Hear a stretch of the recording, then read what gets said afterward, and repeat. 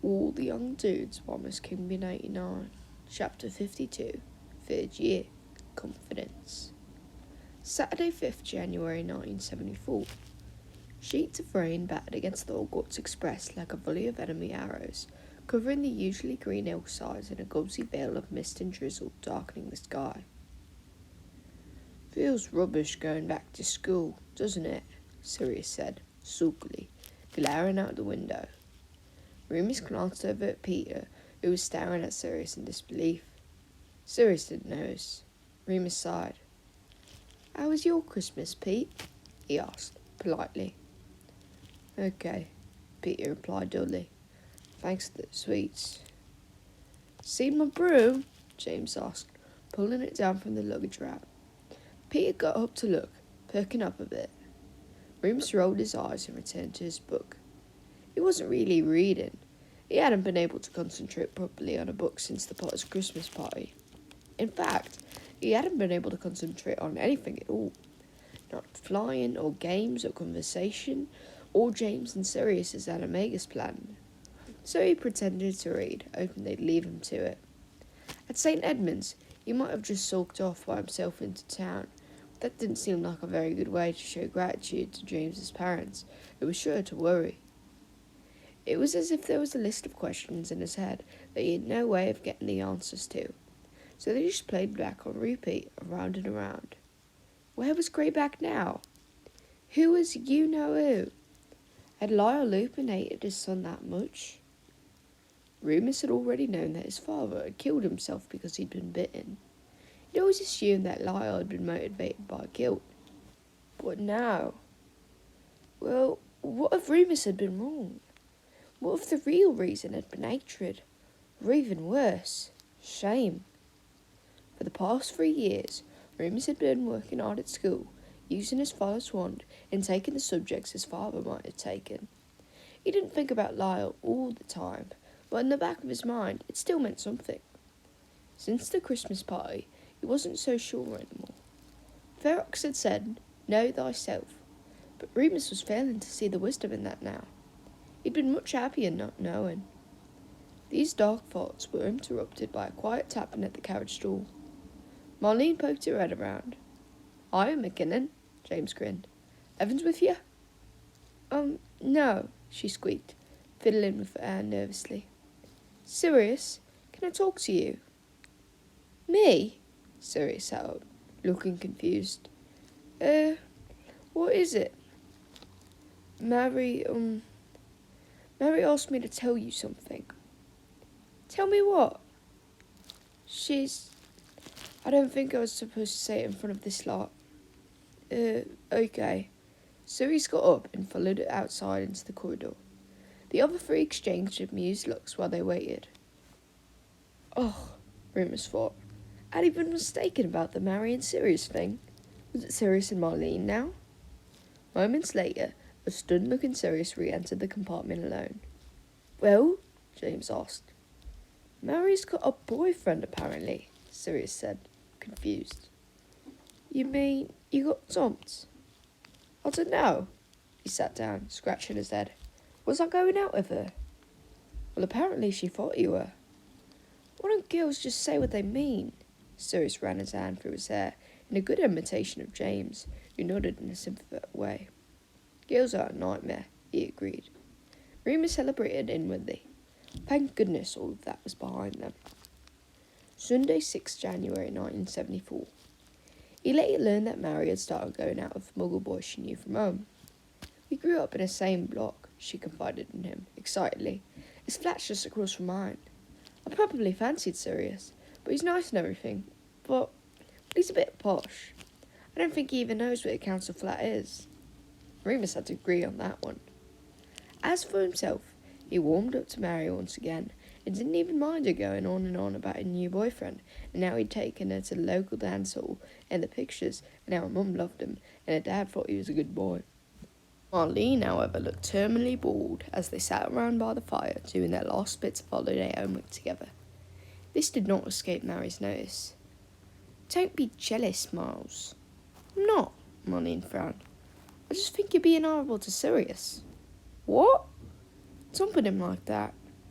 You hurt his feelings. Marlene's cheeks had turned an uncharacteristic shade of pink. No, she didn't, Remus snorted. Both girls glared at him, as if he completely misunderstood. Oh my God, Mary stared at her friend. Marlene, do you fancy Sirius? No, Marlene stood up, bright red now. Oh, you're such a bitch, Mary. She stormed up to the girls' dorm. Lily sighed, glancing up. That wasn't very nice, she said reproachfully. Her problem, not mine, Mary shrugged. Does she fancy Sirius? Does it matter? I'm going too, Remus stood up, trying not to either sigh.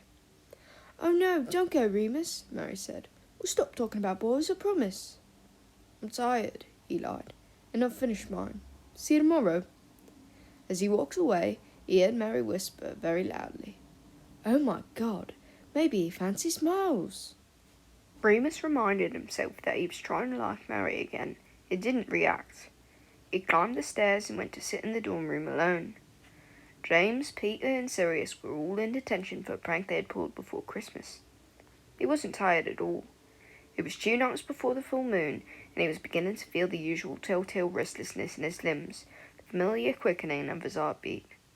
Left to his own devices, Remus returned to the troubling thoughts that had been bothering him for weeks. Again, they seemed to swirl through his brain in a big soupy mess, without beginning or end. Did all wizards feel the same way as Darius? As Lyle Lupin? Were his father's actions really justifiable? Remus couldn't ignore the fact that his mother had also abandoned him, which had to mean something. His friends certainly hadn't treated him any differently after finding out. But then how could anyone truly know what their friends thought of them? The Marauders liked anything dangerous. Perhaps sharing a room with Remus was simply another exciting risk. What he really needed was to speak to somebody impartial. James was so lucky having 2 parents always willing to listen. Sirius was lucky to have James. Remus wasn't sure if Peter had problems or not. Probably did. Probably told James too. There was McGonagall. Remus knew that they were supposed to go to her with their problems, but she was so stern and difficult. She liked James best anyway. Madame Pomfrey, of course. She had been supportive before, but she wasn't one to let you feel sorry for yourself. She'd just try to come up with a common-sense solution, or tell him not to worry so much. Then there was Dumbledore, but Remus had no idea how to talk to him. He wasn't even sure he wanted to. As far as people who knew the complexities of Remus's problems, there was also Professor Ferox. Remus was 95% sure he knew anyway. He pondered this as an option. Remus felt some sort of unidentifiable kinship with his care of magical creatures professor. He had a very reassuring presence, and Remus thought he might feel better if he spoke to him, somehow sure that Ferox would lend a sympathetic ear. There was a funny flutter in his stomach, like excitement, and Remus thought that was a good sign. He glanced at the clock in the corner. It was only 5 o'clock. The other boys wouldn't be out of detention until 6, and curfew wasn't until 8.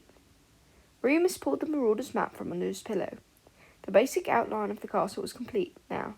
They just needed to finalise the grounds, animate the staircases, and add the secret places that only they knew about. Then Sirius's tagging idea could come next, though they still weren't very sure how to go about it. Remus had discovered one spell that would locate a single person, but nothing of the magnitude they required. Still, he cast his locator spell now, and found that Professor Ferox was walking from the Great Hall to the staff room. Remus got up quickly. If he was fast, then he could make it look like a chance encounter. He grabbed James's cloak before leaving, just in case Mary and Lily were still in the common room. He was just reaching for the doorknob when he felt a sudden flash of sense. What on earth was he doing? Going to see Professor Ferox, and then what? Whine to him about his dead father? Cry to him about how nobody would ever understand him because he was a murderous dark creature with a working-class accent? Moan about how his friends were all going girl-mad and he felt left behind? Remus retreated back into the room. What on earth would Ferox think of him? That he's a big wuss, that's what. You couldn't just go crying to your teachers whenever something bothered you. You couldn't expect someone to feel sorry for you. No one owes you a happy life, Matron always said. He lay on his bed and stared up at the canopy. He felt worse now. He didn't know it had come over him. He was never normally one to act on impulse. Not anymore. Not since his first year. He just felt so strongly that he ought to see his teacher. Ah, there it was again, that flutter in his midsection. It wasn't excitement at all. It was... well, he wasn't sure yet what it was. He felt odd and flushed oddly prickly. It was something animal. Oh, God, Remus let out a groan. It must be the transformation. The wolf was creeping in earlier than usual. It probably liked the smell of Ferox, or caught the scent of his nasal. Do wolves eat cats? Only good beasts are dead beasts. That's what Darius told him. At the time, Remus had felt this was a little unfair. After all, he'd never actually hurt anyone. Dumbledore wouldn't let that happen. He definitely didn't want to hurt anyone either, except occasionally Snape. And that was just normal, wasn't it? Perhaps Remus was more dangerous than he thought he was. He'd learned to control his temper most of the time now. He'd learned to control his magic. He just had to learn to control whatever this was too. When James, Sirius and Peter returned, Remus had made up his mind. I've had a think, he started. No wonder you need to lie down, Sirius smirked. Remus threw a pillow at him. Piss off, I'm serious. No, I'm serious. James slapped the back of his head. Shut up, Black. Thanks, Remus smiled. The old Animagus thing. Yeah? Sirius looked eager now, still rubbing his head. I had an idea. I love moony ideas. Not exactly. Remus felt awkward now. Still, it had to be done. He'd made a decision. I don't want you to do it. Do what? Peter looked confused. He doesn't want us to become Animagus, James said, looking at Remus with those clear, honest eyes. Is that right? Remus nodded, feeling horribly guilty. I'm really grateful, I am. I don't think any of you really understand how dangerous it would be. I could hurt you. I could kill you. I've got no control over it. But it's going to work, Sirius protested. I did all the research. James, did you show him? Leave it, mate, James said. It's Lupin's decision. Thanks, Remus smiled at James. He felt terrible for letting them down, but it was for their own good, and he had to be the mature one. Sirius looked like he wanted to say something else, but James had given him a hard look that was so like Mrs. Potter that it silenced the shorter boy at once.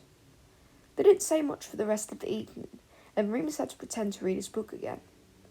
Later that night, after lights out, Remus heard Sirius creep over to James's bed and cast a silencing spell for the first time in a long time. He wished they would invite him, just once. He wished he wasn't always the one left out. He wished he knew how it felt to have a friend as close as James. More than ever, he wanted someone to talk to. Suddenly overwhelmed, Remus quickly cast his own spell so the others wouldn't hear him crying.